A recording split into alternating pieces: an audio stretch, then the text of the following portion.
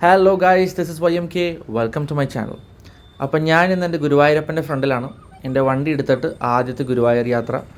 ഞാൻ ആദ്യമായിട്ടാണ് 2 വീലറിൽ ഗുരുവായൂർക്ക് പോകുന്നത്. ഇന്നവരെ ബസ്സിനും ട്രെയിനിനും മാത്രമേ പോയിട്ടുള്ളൂ.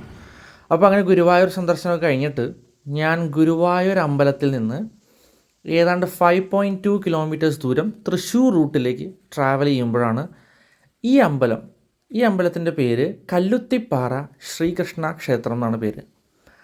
കല്ലുത്തിപ്പാറ എന്നൊക്കെ പറയുന്ന പോലെ തന്നെ കല്ല് കുത്തി ഉണ്ടാക്കിയിരിക്കണ അമ്പലമാണ്. അപ്പോൾ ഒരു വലിയ പാറയെ ഷേപ്പിൽ കട്ട് ചെയ്തിട്ട് നമ്മുടെ മലയാള അക്ഷരം അല്ലെങ്കിൽ ഒരു യു ഷേപ്പിൽ കട്ട് ചെയ്തിട്ട് അതിൻ്റെ അകത്താണ് ഈ അമ്പലം ഉണ്ടാക്കിയിരിക്കുന്നത്.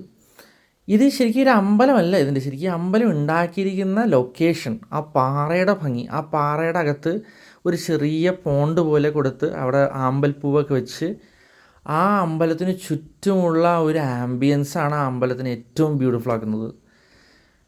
എന്താ രസം! ചെറിയൊരു അരുവി ഒഴുകുന്നു, ഒരു പാടം പോലത്തെ ഒരു സെറ്റപ്പ്, പിന്നിൽ നിറച്ച് തെങ്ങുകൾ, പഴയ സ്റ്റൈലിൽ വീടുകൾ, ചെറിയ എന്താ പറയുക നടപ്പാതകളൊക്കെ അവിടെയൊക്കെ ആയിട്ട്.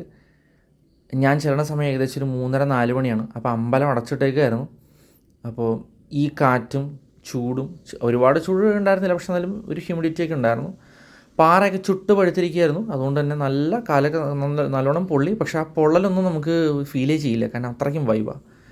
ഗുരുവായൂർ ഈസ്റ്റ് നടയിൽ നിന്ന് 5.2 കിലോമീറ്റേഴ്സ്. കുറച്ച് ദൂരം ഈ റോഡ് വളരെ മോശമാണ്, വളരെ മോശമാണ്. റോഡൊക്കെ പൊട്ടിപ്പൊളിഞ്ഞിരിക്കുക.